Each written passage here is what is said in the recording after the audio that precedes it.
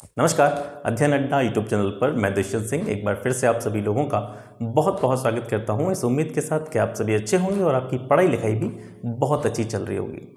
आज के इस क्लास का टॉपिक है हमारा पंचवर्षीय योजनाओं का इतिहास या भारत में आर्थिक नियोजन का विकास। पंचवर्षीय योजनाएं या 5 ईयर प्लान एक ऐसा टॉपिक है जिससे हर एग्जाम में प्रश्न पूछे जाते हैं।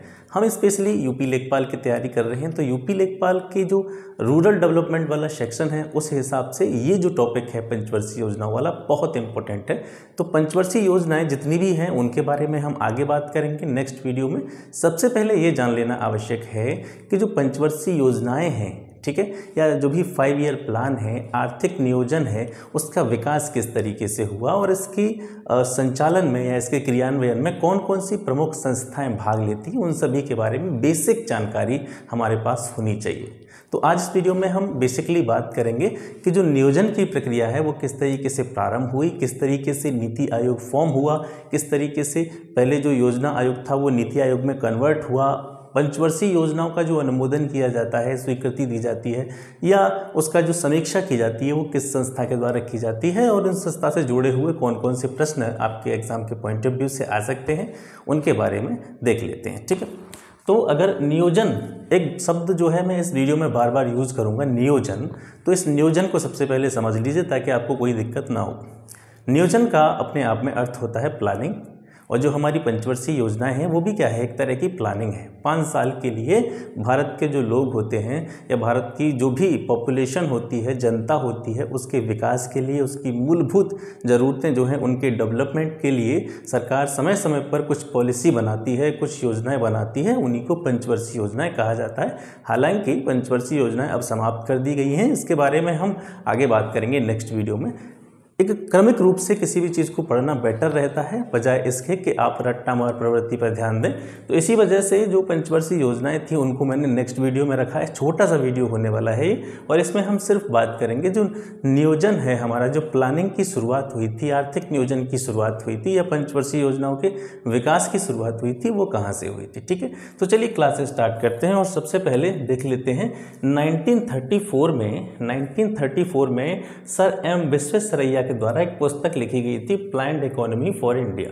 ठीक है, प्लान्ड इकोनॉमी फॉर इंडिया ये एक किताब का नाम है, एक पुस्तक का नाम है। इसका हिंदी में नाम था भारत के लिए नियोजित अर्थव्यवस्था। ठीक है, भारत के लिए नियोजित अर्थव्यवस्था सर एम विश्वेश्वरैया के द्वारा 1934 में ये पुस्तक लिखी गई थी, और यह इसलिए महत्वपूर्ण है क्योंकि इसी पुस्तक में सबसे पहले सर एम विश्वेश्वरैया के द्वारा जो आर्थिक नियोजन का विकास है या आर्थिक नियोजन की जो पद्धति है इसके बारे में क्या किया गया था, चर्चा की गई थी। यानी भारत में सबसे पहले नियोजन की बात या प्लानिंग की बात या पंचवर्षीय योजनाओं की बात सबसे पहले किसने की थी, सर एम विश्वेश्वरैया ने की थी। ठीक है, इसके बाद में 1938 में राष्ट्रीय नियोजन समिति का गठन होता है। ठीक है, राष्ट्रीय नियोजन समिति का जो गठन हुआ था इससे संबंधित एक फैक्ट आप याद रखा, कांग्रेस का जो हरिपुरा अधिवेशन हुआ था, कांग्रेस का हरिपुरा अधिवेशन हुआ था, उस अधिवेशन में ही राष्ट्रीय नियोजन समिति के गठन का फैसला जो है वो किया गया था। और इस राष्ट्रीय नियोजन समिति के अध्यक्ष उस समय पर कौन थे, पंडित जवाहरलाल नेहरू। ठीक है, इसके बाद में 1944 में एक प्लान बनाया गया जिस प्लान का नाम था a plan for economic development in India.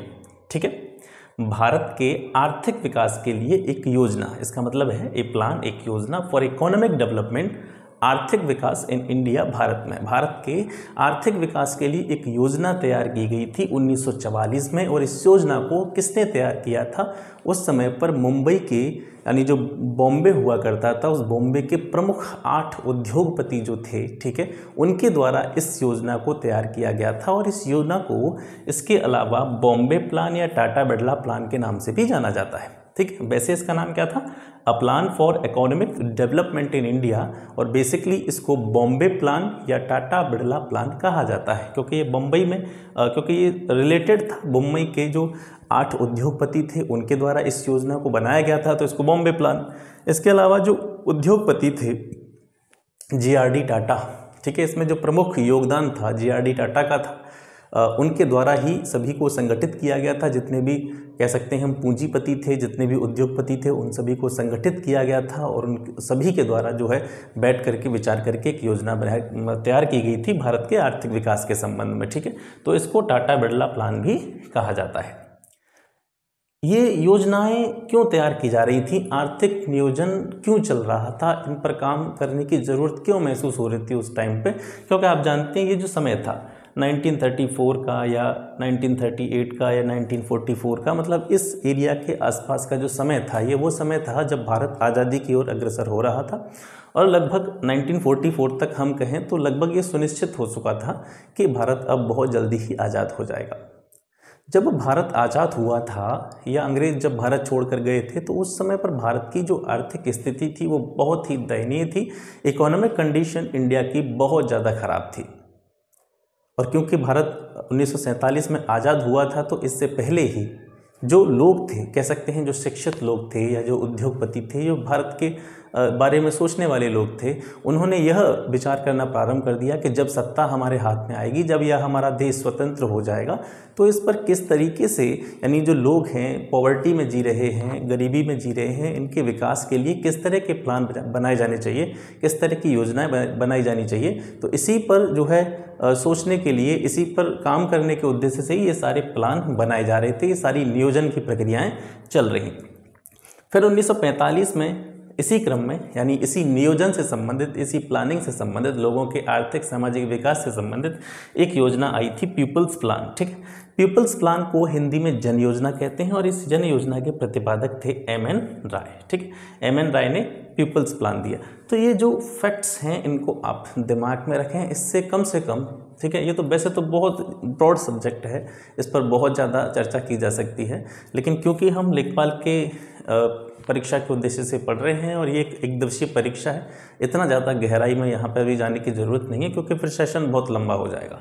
ठीक है, तो जितने भी फैक्ट्स आ रहे हैं, इससे क्या होगा, कम से कम आपको पंचवर्षीय योजनाएं पहले पढ़ने से पहले इनके बारे में एक थोड़ा सा आइडिया हो जाएगा, जिससे आपको चीज़ों को समझने में आसानी रहेगी। ठीक है, तो 1945 में पीपल्स प्लान आया, जन योजना इसको कहा गया, एम.एन. राय ने इसको बनाया था। 1946 में एक समिति गठित होती है, केसी नियोगी समिति, और इस केसी नियोगी समिति के द्वारा नियोजित सलाहकार परिषद की क्या की जाती है, स्थापना की जाती है। ठीक है, मैंने इसीलिए आपको बताया था कि बार बार इस सेशन में एक शब्द यूज होगा, नियोजन। नियोजन का अर्थ मैं आपको बता चुका हूँ, और नियोजन जहाँ जहाँ यूज किया जाता है, तो आप ये मान के चलिए कि नियोजन का मतलब है किसी भी वर्ग के या लोगों के विकास के लिए, डेवलपमेंट के लिए प्लानिंग जो होती है, योजना जो होती है, वही नियोजन होता है। ठीक है, तो 1946 में केसी नियोगी समिति की स्थापना होती है, गठन होता है इसका, और इसी के द्वारा नियोजित सलाहकार परिषद की जो है स्थापना होती है। फिर 1950 में जो है इसी नियोजन से संबंधित, ठीक है, सर्वोदय योजना आती है, और सर्वोदय योजना को लाने का श्रेय किसको जाता है, जयप्रकाश नारायण को। जयप्रकाश नारायण को लोकनायक भी कहा जाता है, यह आपने हिस्ट्री में पढ़ा होगा, इस पॉइंट को भी आप याद रखेंगे। फिर धीरे धीरे आगे चल कर के 15 मार्च 1950 को योजना आयोग अस्तित्व में आता है, योजना आयोग का गठन होता है।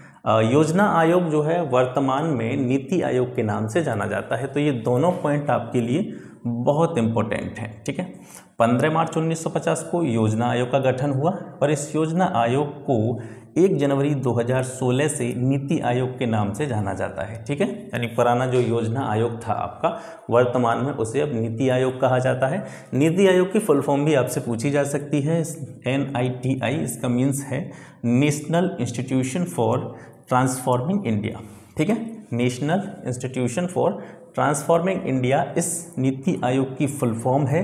नीति आयोग क्या है, यह एक प्रकार का गैर संवैधानिक निकाय है। और गैर संवैधानिक निकाय क्या होता है, गैर संवैधानिक निकाय वह निकाय होता है जिसके बारे में संविधान में किसी भी प्रकार के कोई प्रावधान नहीं किए जाते हैं। संविधान में जिस किसी चीज़ के बारे में कोई उपबंध नहीं दिया हो, नहीं बताया गया हो उस चीज़ के बारे में, तो वह गैर संवैधानिक निकाय होता है। तो जो नीति आयोग है, इस नीति आयोग के बारे में हमारे संविधान में किसी भी प्रकार की कोई चर्चा नहीं की गई है। यह संविधान से बिल्कुल अलग की चीज़ है, तो इसलिए इसे गैर संवैधानिक निकाय कहते हैं।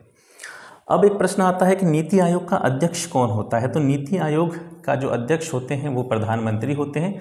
इससे पहले जो योजना आयोग चला करता था, इसके अध्यक्ष भी प्रधानमंत्री होते थे। ठीक है, तो नीति आयोग के अध्यक्ष प्रधानमंत्री होते हैं। तो वर्तमान में श्री नरेंद्र दामोदर दास मोदी जो हैं इसके अध्यक्ष हैं। इसके अलावा इसमें एक पद होता है उपाध्यक्ष का। ठीक है, नीति आयोग में एक उपाध्यक्ष होता है। वर्तमान में नीति आयोग के जो उपाध्यक्ष हैं राजीव कुमार हैं। इसके अलावा एक पद इसमें सीईओ का होता है। ठीक है, सीईओ का मतलब है चीफ एग्जीक्यूटिव ऑफिसर। ठीक है, चीफ एग्जीक्यूटिव ऑफिसर, जिसका हिंदी में अर्थ होता है मुख्य कार्यकारी अधिकारी। मुख्य कार्यकारी अधिकारी। ठीक है, और इस समय पर सीईओ जो है नीति आयोग के वो अमिताभ कांत हैं। आपने करंट में इसको पढ़ा होगा, आप याद रखेंगे। ठीक है, अच्छा, एक चीज़ आपका कमेंट आया था कि मैं स्क्रीनशॉट लेने के लिए थोड़ा सा साइड में हो जाया करूं।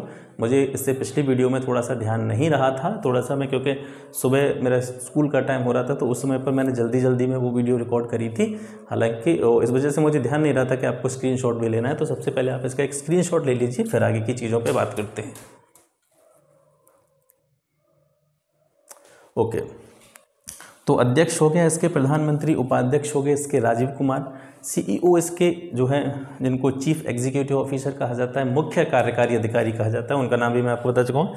ये जो है नीति आयोग सरकार के एक थिंक टैंक की तरह कार्य करता है। थिंक टैंक का मतलब है जब भी कोई नई पॉलिसी आती है या किसी नई योजना को निर्माण करना होता है या किसी भी कह सकते हैं हम समाज के लोगों से जुड़े हुए विकास के मुद्दे के बारे में कभी भी जब चर्चा करनी होती है, तो जो नीति आयोग की जो कह सकते हैं हम काउंसिल होती है, गवर्निंग काउंसिल होती है, या जिसके जो भी सदस्य होते हैं वो बैठ करके उस चीज़ पर डिस्कशन करते हैं, विचार कर सकते हैं।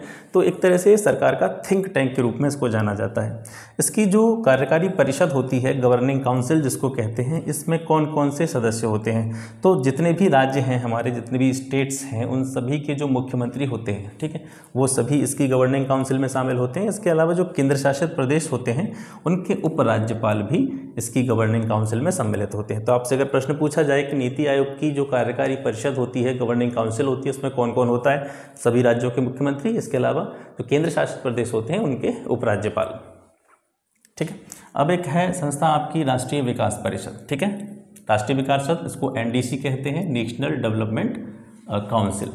इसकी स्थापना हुई थी राष्ट्रीय विकास परिषद की 6 अगस्त 1952 को।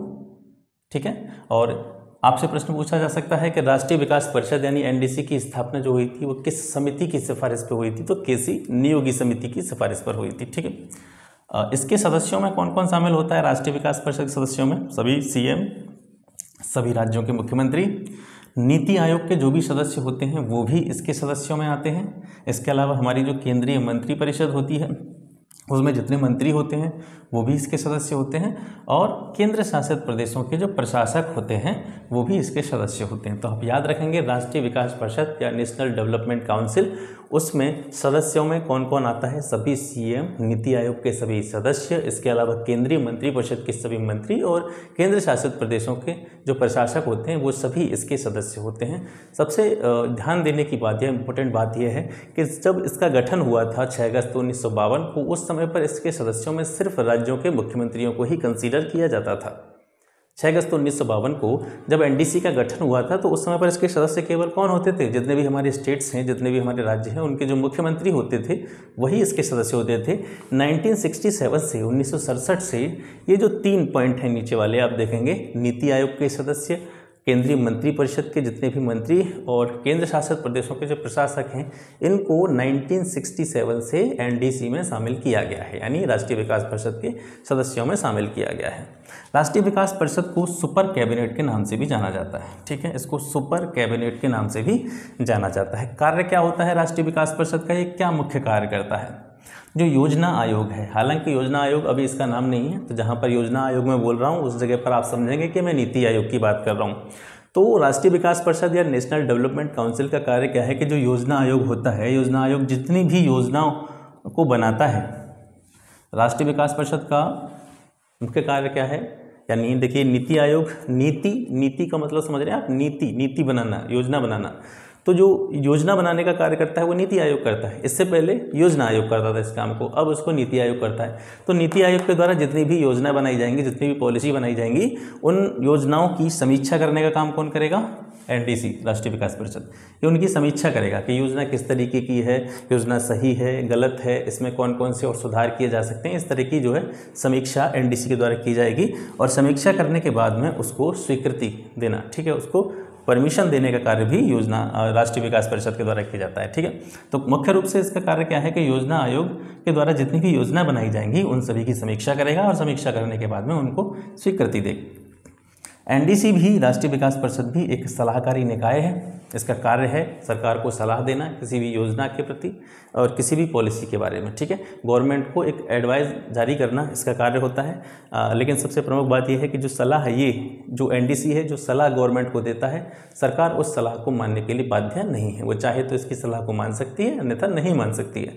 सलाहकारी निकाय है, सलाह देने का काम है इसका, लेने न लेने का काम गवर्नमेंट का है। ठीक है, इसके अलावा नीति आयोग की तरह एनडीसी भी एक गैर संवैधानिक निकाय है, यानी राष्ट्रीय विकास परिषद के बारे में भी हमारे संविधान में किसी भी प्रकार का कोई उपबंध नहीं दिया गया है।